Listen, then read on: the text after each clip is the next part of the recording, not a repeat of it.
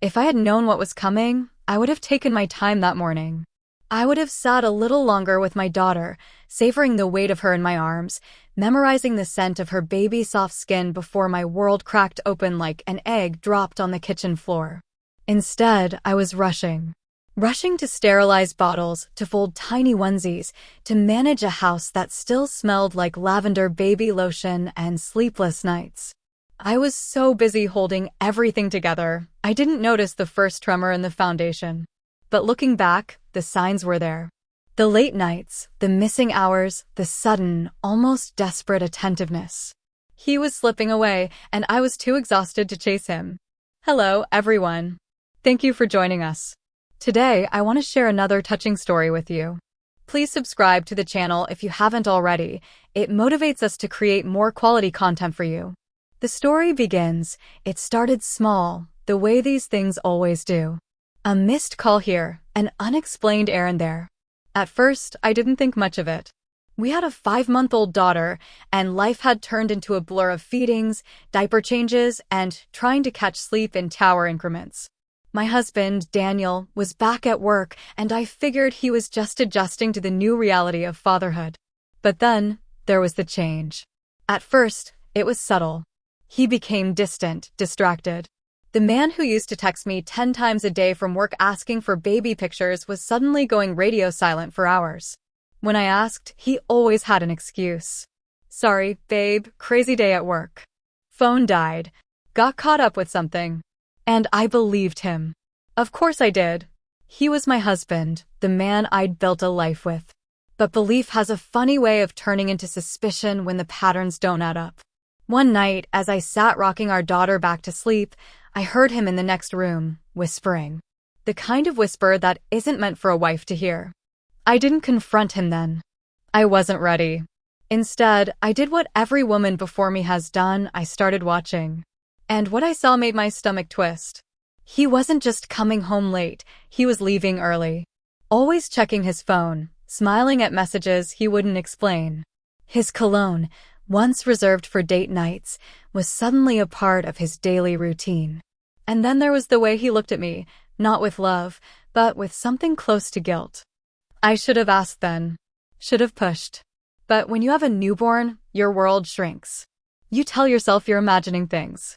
That you're just hormonal, exhausted, paranoid. So, I convinced myself to wait. To give him time. But time wasn't my friend. One afternoon, while our daughter napped, his best friend, Mark, showed up at our door. He looked uncomfortable, like he didn't want to be there. We need to talk, he said. Those 4 words changed everything. What Mark told me that day was just the beginning. The part that would come later, the accusations, the betrayal, the demand for a DNA test, was still waiting for me like a car crash around the next bend. And I had no idea I was already speeding toward it. There's a specific kind of silence that follows the moment your life begins to collapse. It's not the peaceful quiet of an empty house or the comforting hush of a baby sleeping in the next room. No, this kind of silence is thick. Suffocating. It wraps around you like a weighted blanket laced with poison, seeping into your bones. I stood there, one hand still on the doorframe, as Mark looked at me with something close to pity. We need to talk, he said again, and I knew, whatever he was about to tell me, I wouldn't be the same after hearing it. Mark didn't sit. He didn't even take off his jacket. He just stood in my living room, shifting uncomfortably like he was debating whether or not he should actually say what he'd come here to say. I hated that. Just spit it out, Mark, I said, crossing my arms over my chest. He sighed, rubbing the back of his neck. It's about Daniel. Of course it was. I know things have been weird between you two, he started. I wasn't gonna get involved, but I found out something, and I can't pretend I don't know. The air in the room changed. My skin prickled. Daniel's been seeing someone, he said, and just like that, my world tipped on its axis. I swallowed, but my throat felt dry. No, he wouldn't. I thought the same thing, Mark interrupted. Until I saw it with my own eyes. He pulled out his phone, scrolling for a second before turning the screen toward me. A picture. Daniel. My Daniel. Sitting in his car, parked outside an unfamiliar house. A woman leaning into the driver's side window, her hand on his face in a way no married woman would ever be okay with. My stomach dropped. I didn't want to believe it either, Mark said quietly. But he's been disappearing a lot. And now, this. I forced myself to breathe, though every inhale felt like swallowing glass. The problem with confirmation is that it takes away your excuses. I had spent weeks, maybe even months, telling myself I was imagining things. That the distance, the changes in his routine, the weird way he avoided my eyes, it was all just stress, exhaustion, work. Now, I had no lies left to tell myself. Who is she? I asked, my voice barely above a whisper. Mark hesitated. Mark. He sighed. I don't know her name. I just know, this isn't new. I think it's been going on for a while. A while. God. I sat down before my legs could give out. My ears were ringing, my vision blurring around the edges. Mark crouched in front of me. I didn't want to be the one to tell you. But you deserve to know. I nodded, not trusting myself to speak. Mark stood, stuffing his phone back in his pocket. I'm here if you need anything, he said. And if you want proof, real proof, I'll get it for you. I shook my head. I don't need more proof. The picture was enough. My gut had already known the truth, Mark had just given it a face. I don't remember much of the time between Mark leaving and Daniel coming home. It's funny, the way the brain protects itself. Everything was a blur, feeding the baby, moving through the motions of my evening routine, staring blankly at the walls. And then, suddenly, it was midnight. The front door opened. I sat on the couch, waiting. Daniel barely glanced at me as he walked in, shrugging off his jacket like it was just another normal day. Like my heart wasn't currently shattering into a million pieces. Where were you? I asked, my voice deceptively calm. He paused. At work. A lie. He didn't know that I knew. And for some reason, that realization broke something in me. I laughed. I couldn't help it. A dry, humorless laugh that made him finally, look at me. What's funny? He asked warily. I shook my head. Just that I've spent the last 5 months thinking I was crazy. Telling myself I was imagining things.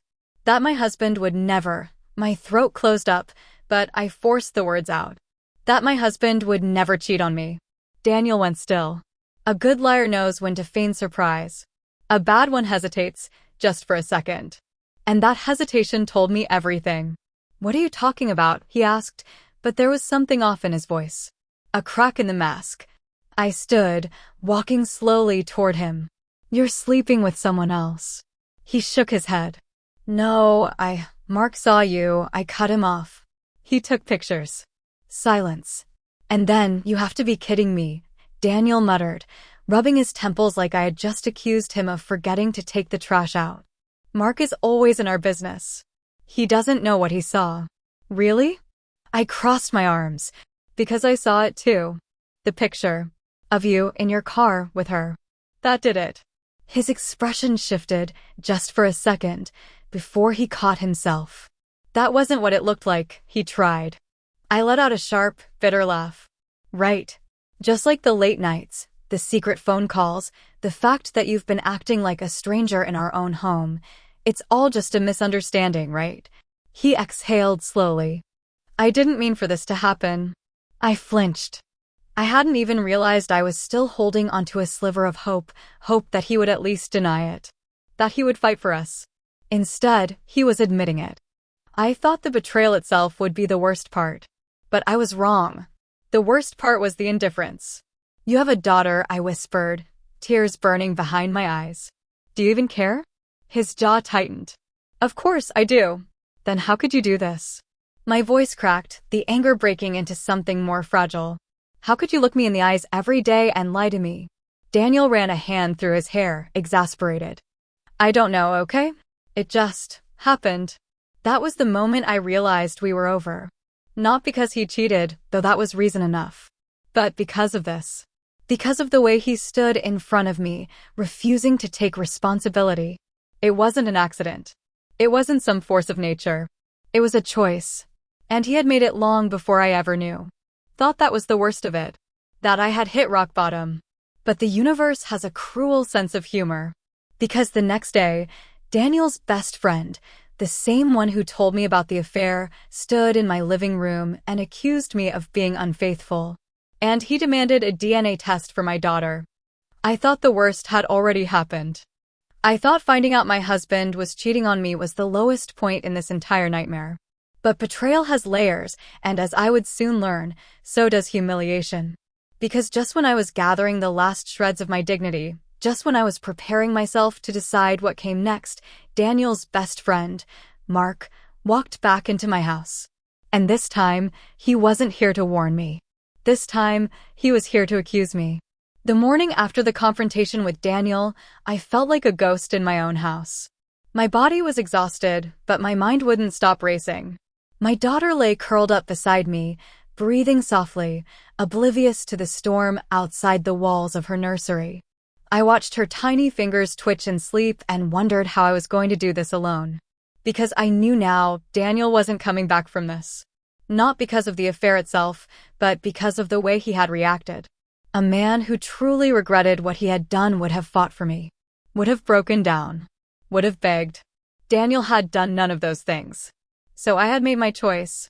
I wasn't going to be the woman who pleaded, who forgave just to keep the family together. My daughter deserved better. But before I could even begin to think about next steps, there was a knock at the door.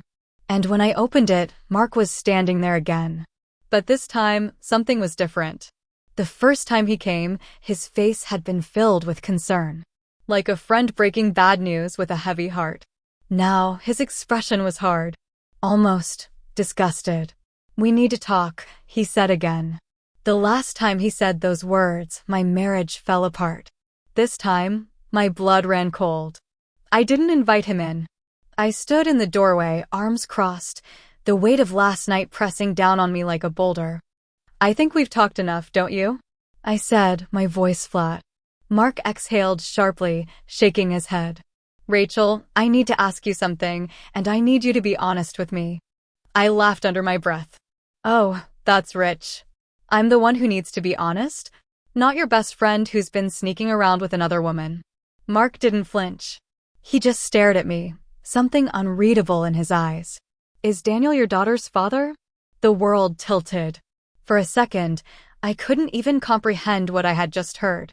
My brain refused to process it because it was too absurd. But then it clicked. And my hands clenched into fists at my sides. "You need to leave," I said, my voice deathly quiet. Mark didn't move. "I'm serious, Rachel. People are talking. There are rumors." "What rumors?" I snapped. He hesitated. That maybe Daniel isn't the father. That maybe you were seeing someone else while you were pregnant." I let out a sharp, humorless laugh. "You cannot be serious." Mark crossed his arms. "Just take the DNA test, Rachel." I recoiled like he had slapped me. "Are you actually standing here?" I said slowly, rage building in my chest, in my house, accusing me of cheating? When your best friend is the one who is out screwing some random woman behind my back. "I'm just saying, if you have nothing to hide," I let out a hollow, bitter laugh. "Oh, I know exactly where this is coming from. Daniel. The coward. The absolute gutless coward. He knew he had no excuse for what he had done. He knew he had nothing to defend himself with. So instead of taking responsibility, instead of admitting to himself and the world that he was the failure in this marriage, he had decided to drag me down with him. Classic. Did he put you up to this?" I asked, my voice shaking with barely contained fury. Mark hesitated. That was all the confirmation I needed. I took a slow step forward, forcing him to take a step back. "Let me explain something to you, Mark. I carried that little girl for 9 months.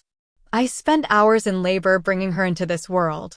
And now, 5 months later, while I'm still up at night feeding her, rocking her, changing her, your best friend is out there sleeping with another woman." He opened his mouth, but I wasn't done. And instead of holding him accountable, I seethed. Instead of asking him why he threw away his family, "You're standing here in my doorway, accusing me of being unfaithful? Are you kidding me?" Mark ran a hand over his face. "Rachel, I'm just what?" I interrupted. "Just being a good little soldier for Daniel? Just helping him feel better about what he did by making me the bad guy." He didn't answer. Because he knew I was right. I took another step forward, my voice like steel. Get off my porch. Mark hesitated, but I wasn't playing games anymore. You're not welcome here, I continued, my voice unwavering. And I swear to God, if Daniel tries to pull this DNA test crap in court, he will regret it. Finally, Mark stepped back. I slammed the door in his face. And then, finally, I let myself collapse. I don't know how long I sat there on the floor, knees pulled to my chest, staring at nothing. My daughter was still asleep upstairs, unaware of the war unfolding around her. I should have been angry. I was angry. But beneath the rage, beneath the betrayal, there was something else. Something heavier. It was grief. Not just for my marriage, but for the person I had thought Daniel was. Because now I realized he wasn't just unfaithful. He wasn't just a liar. He was weak. And that hurt the most. I took a deep breath, wiped my face, and stood up. And I made a decision. No more waiting. No more hoping he would do the right thing. It was time to call a lawyer. Daniel thought he could rewrite history. He thought he could distract from his own guilt by throwing me under the bus. But he underestimated me. Because if he wanted a fight, he was about to get one. And I wasn't going to lose. There's something about betrayal that sharpens a person. Cuts away the softness, the hesitation, the part of you that used to second-guess everything. I woke up the morning after Mark's accusation feeling different. Lighter, in a way. Not because the weight of what Daniel had done was gone, but because I had finally decided what came next. I wasn't going to cry anymore. I wasn't going to plead. I was going to fight. And the first step? Making sure Daniel knew exactly who he was up against. I spent the morning making phone calls. One to my sister, who had been texting nonstop since I told her what was happening.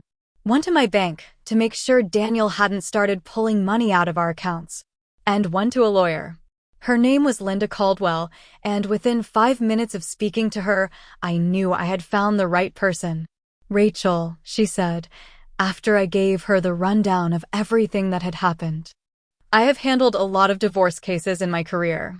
Some of them messy, some of them amicable, some of them outright war. I exhaled shakily. And where does mine fall? There was a pause, and then, dryly, your husband accused you of cheating to cover up his own infidelity and is now demanding a DNA test for his own child.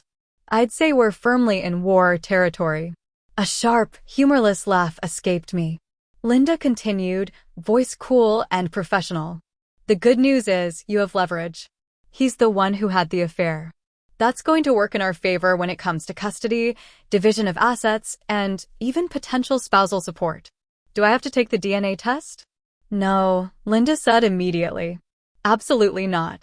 The court won't force you unless he files a formal petition, and if he does, it'll only make him look worse. No judge is going to look kindly on a father who suddenly decides to question paternity after being caught cheating. I let out a breath I hadn't realized I was holding. Here's what we do, Linda continued. We file first. Serve him the papers before he even has a chance to come up with another lie. And we set the terms. I straightened. Terms? Linda's voice was smooth, confident. Custody in your favor. Financial protection. Full transparency on any joint assets before he makes another move. I nodded, the weight of fear slowly lifting from my chest. Rachel, Linda said, voice softer now. This is going to be hard. He's going to fight back. But trust me when I say, he's already lost. I waited until that evening to tell Daniel. Not because I was nervous. Not because I wasn't ready. But because I wanted him to see it coming. I wanted him to spend the whole day knowing something was off, dreading what was about to hit him. And when he finally called, his number flashing across my screen like a warning, I picked up. Rachel, he said, voice cautious. We need to talk. I almost laughed. We do, I agreed, leaning against the kitchen counter. You first. He exhaled heavily. Look, I know things have been tense. Tense. That was one way to describe it. But this DNA test thing, it's just to clear things up. People are talking, and people are talking. I repeated, voice dangerously calm. Or you're talking? Silence. I know what you're doing, Daniel, I continued. You can't defend yourself, so you're trying to make me the villain instead. It's pathetic. I could practically hear his jaw clench. Rachel, you're being ridiculous. If you have nothing to hide, don't. I cut him off. Do not finish that sentence. More silence. Then, carefully, I just want to make sure she's mine. A slow exhale left my lips. And then I dropped the bomb. You'll have plenty of time to think about that, I said smoothly. When you get served your divorce papers. A sharp intake of breath. What? You heard me, I said. I spoke to a lawyer today. We're filing first thing in the morning. You'll get the paperwork soon enough. Rachel, here's how this is going to go, I said, voice ice cold. We're done. You don't get to rewrite history to make yourself feel better. And if you ever suggest that my daughter isn't yours again, I will make sure you regret it. His voice was tight. You can't just take her away from me. I smirked, even though he couldn't see it. Who said anything about taking her away? I'm just making sure she doesn't grow up with a father who teaches her that cheating is normal. Silence. You've already lost, Daniel, I said, echoing Linda's words. You just don't know it yet. Then I hung up. And for the first time in weeks, I felt like I could breathe. I didn't sleep much that night. Not because I was scared, but because my mind was racing with everything that came next. There would be hearings. Mediation, maybe. More lies from Daniel, more attempts to twist the truth. But he wasn't going to win. Because unlike him, I didn't need to lie to make my case. I just needed to tell the truth. The next morning, I walked into Linda's office and signed the divorce papers. Daniel thought he could take control of the situation. But he forgot one important thing. I wasn't the same woman he had walked out on. And now? Now, I was the one walking away from him. If revenge is a dish best served cold, then Daniel was about to get frostbite. I had spent the last few weeks drowning, first in confusion, then in grief, then in rage. But now, I was done reacting. Now, it was my turn to make a move. And that move? Filing for divorce before Daniel even knew what hit him. I wasn't just walking away from him. I was taking control. I arrived at Linda Caldwell's office early, armed with a cup of coffee and the kind of energy that comes from finally making a decision you should have made long ago. Linda, as always, was composed, confident, and completely unbothered by the fact that she was about to dismantle a man's entire exit strategy. I've prepared everything based on what we discussed, she said, sliding the papers across the table. Full custody of your daughter, child support, financial transparency, and a clear division of assets. I glanced down at the papers, feeling the weight of them in my hands. This makes it real, doesn't it? I murmured. Linda tilted her head. It's been real for a while, Rachel. This just makes it official. I took a deep breath, picked up the pen, and signed. Now what? I asked as I pushed the documents back toward her. Linda smirked. Now we serve him. Daniel had no idea what was coming, which was exactly how I wanted it. The process server, a short, no-nonsense woman named Carla, assured me that she had dealt with worse. Men like your husband, she said, looking over the papers, they always think they're one step ahead. They never see it coming. That made me smile. Carla promised to serve him at work. In public. Where he couldn't throw a tantrum or pretend it wasn't happening. And sure enough, just a few hours later, I got the text from her, delivered. He looked surprised. Good luck. I sat back, exhaling slowly. It was done. For the first time since this nightmare began, I was no longer waiting for Daniel's next move. Now, he was playing by my rules. Daniel called me that night. I let it ring twice before answering. What do you want? I asked, not even bothering with a greeting. You filed for divorce? His voice was sharp, laced with disbelief. That is what happens when a husband cheats on his wife, I said coolly. Did you think I was just going to sit around and wait for you to make up your mind? Daniel exhaled, frustrated. Rachel, this is insane. We don't have to do this like this. Like what? I asked, feigning confusion. Like adults? Like people who deal with consequences instead of running from them. Silence. He hesitated, like he was searching for the right words. I thought we could talk first. I laughed. A real, genuine laugh. Oh, now you want to talk? After lying to me for months? After accusing me of cheating? After trying to make me take a DNA test? More silence. This isn't how I wanted it to go, he muttered. I shook my head.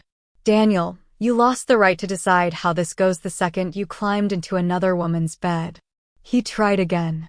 Can we at least meet in person? I snorted. Why? So you can gaslight me some more? Tell me I'm overreacting? No, thanks. Rachel, no, my voice was firm. We'll handle everything through lawyers from now on. A beat of silence. Then, quieter, what about our daughter? My stomach clenched. Because as much as I despised him, he was still her father. She's 5 months old. Daniel, I said, my voice soft but unwavering. She doesn't even know what's happening. But one day, she will. And when that day comes, you'd better hope you have something better to say to her than, I left your mother for a woman I barely knew. I hung up before he could respond. The days that followed were quiet in a way that felt unnatural. Daniel didn't call again. He didn't text either. I knew why. He was processing. He had spent so long thinking he was in control of the situation that he hadn't even considered the possibility that I might be the one to flip the script. But just because he was silent didn't mean he was done. No, I knew Daniel. And I knew that his next move was coming. The only question was, how low would he go? I didn't have to wait long to find out. Because 1 week after he was served, I got another knock on my door. And this time, it wasn't Mark. It was his lawyer. When I opened the door and saw the woman standing there, I knew Daniel was about to make things ugly. She was dressed exactly the way you'd expect a high-powered divorce attorney to dress. Sleek black blazer, sharp red lips, heels that could probably be used as weapons. Rachel, she said, giving me a professional but chilly smile. I'm here on behalf of Daniel. Of course she was. I crossed my arms. Do you make a habit of showing up at people's homes unannounced? Her smile didn't waver. I find that a direct approach is often the most efficient. Translation. Daniel sent her to intimidate me. Too bad for him, I wasn't intimidated. I didn't invite her in. Instead, I leaned against the doorframe, making it clear that this conversation wasn't going to last long. Daniel wants to keep this civil, she began smoothly. I laughed. Oh, does he? Her eyes flickered with the tiniest hint of annoyance. He's willing to be generous. I raised an eyebrow. Generous? Please, do tell. She pulled out a folder and flipped it open like she was about to offer me a limited-time deal on a used car. Daniel is proposing shared custody, with alternating weeks and major holidays split evenly. I stared at her. Then I stared at the baby monitor in my hand, where my 5-month-old daughter was napping upstairs. Alternating weeks? I repeated, just to make sure I'd heard correctly. She nodded. Yes, it's a fair arrangement. I blinked. For who? Courts tend to favor co-parenting solutions, she said, her tone still maddeningly calm. This would allow your daughter to build strong relationships with both parents. My jaw clenched. My daughter, I said evenly, is still breastfeeding. She doesn't know Daniel the way she knows me. She needs stability, not to be shuttled back and forth between 2 houses like a rental car. The lawyer didn't blink. Daniel is prepared to argue that you're attempting to alienate him from his daughter. A cold, burning rage settled in my chest. He had the audacity, the absolute nerve, to cheat on me, accuse me of infidelity, and now try to act like I was the one standing in the way of his Father of the Year fantasy? I took a deep breath. What else? She flipped another page. Daniel is also willing to divide your shared assets fairly. I cut her off with a laugh. Fairly? You mean, after he tried to drain our savings account behind my back? Her lips thinned. That money was set aside for future living expenses. I said dryly. For his future with his mistress. She ignored that. Daniel is proposing a financial arrangement where you each retain ownership of your separate income and retirement accounts. I gave her a long, hard look. So let me get this straight. He cheats, I file for divorce, and now he wants me to just walk away from everything we built together. Her smile was razor thin. If you refuse, this will become much more complicated. There it was. The veiled threat. I stared at her, my pulse steady. Then I smiled. A slow, knowing smile. Oh, I want it to be complicated, I said sweetly. In fact, I insist. She hesitated, just for a second. Good. Because she and Daniel had seriously underestimated me. I didn't argue with her. I didn't raise my voice. I just let her finish her little sales pitch, took the folder from her hands, and told her I'd review it. And then, the second she left, I called Linda. Tell me you were expecting this, I said the moment she answered. Linda let out a dry chuckle. Let me guess. Custody threats, money grabs, and a whole lot of, let's be reasonable, nonsense. Bingo. She sighed. Classic. Men like Daniel always play nice in the beginning, hoping you'll cave before the real fight starts. Well, I said, flipping through the folder, I hope he's ready, because I am not caving. Linda hummed approvingly. That's what I like to hear. I'll draft our response. I sat down at my kitchen table, rubbing my temple. What's our next move? First, she said, we file a formal motion for primary custody, citing your daughter's age and need for consistency. Judges don't like to disrupt a newborn's routine. Good. Second, we request financial disclosure from him, not just bank accounts, but all assets, including any accounts tied to his new girlfriend. That made me smile. Think he's been hiding money? Linda snorted. If he's already sneaking around with one woman, odds are he's sneaking around financially too. I exhaled slowly. And if he refuses? Then he's got a problem, Linda said easily. Because we'll take it to court, and no judge will side with a man who's hiding money from the mother of his child. I smiled. Perfect. Daniel didn't call me that night. Or the next night. I figured he was waiting, trying to decide his next move. And then, 3 days later, he showed up at my house. I opened the door and stared at him, arms crossed. What do you want, Daniel? His jaw was tight. You didn't sign the papers. I smirked. Oh, you noticed? His nostrils flared. You're making this harder than it needs to be. I tilted my head. You mean like how you made things harder when you cheated on me? Daniel sighed, running a hand through his hair. Rachel, come on. No, my voice was sharp. You don't get to stand here and act like you're the victim. He exhaled harshly.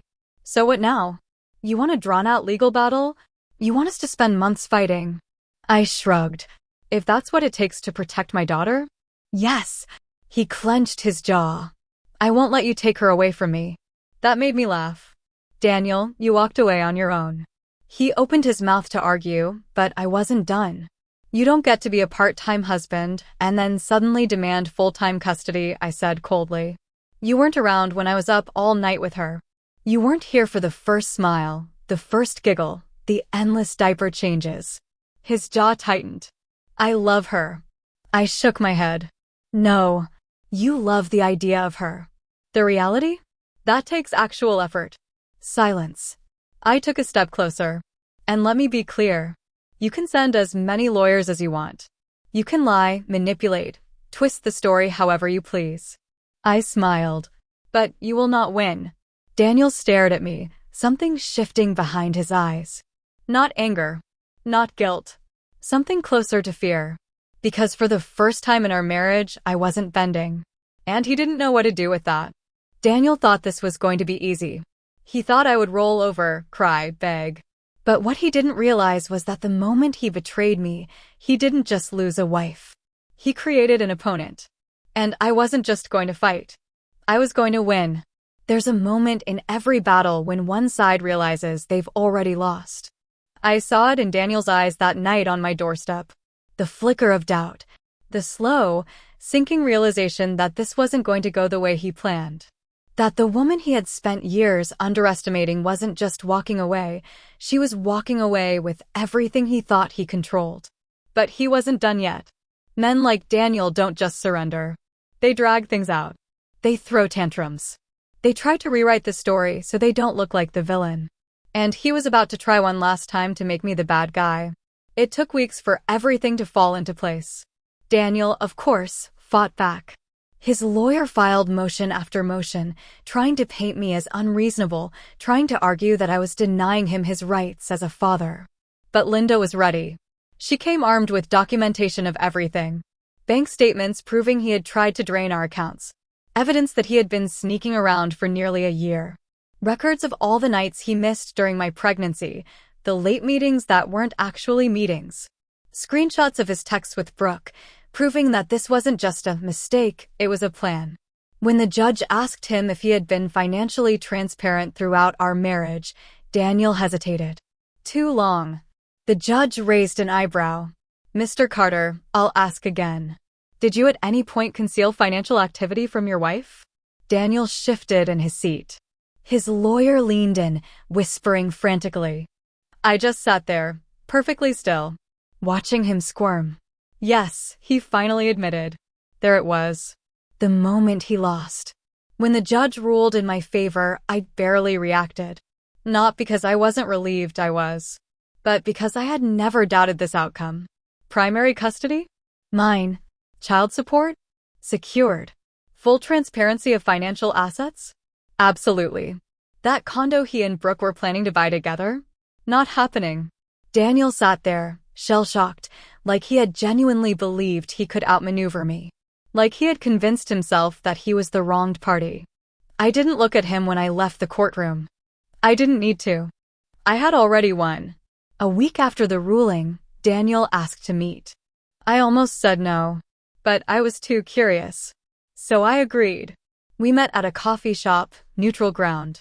He looked tired, like the fight had drained something from him. I, on the other hand, felt lighter than I had in years. He stared at me for a long time before speaking. I never thought we'd end up here, he finally said. I took a sip of my coffee. Neither did I. He hesitated. Rachel, do you think, if things had been different? I cut him off with a smile. But they weren't different, Daniel.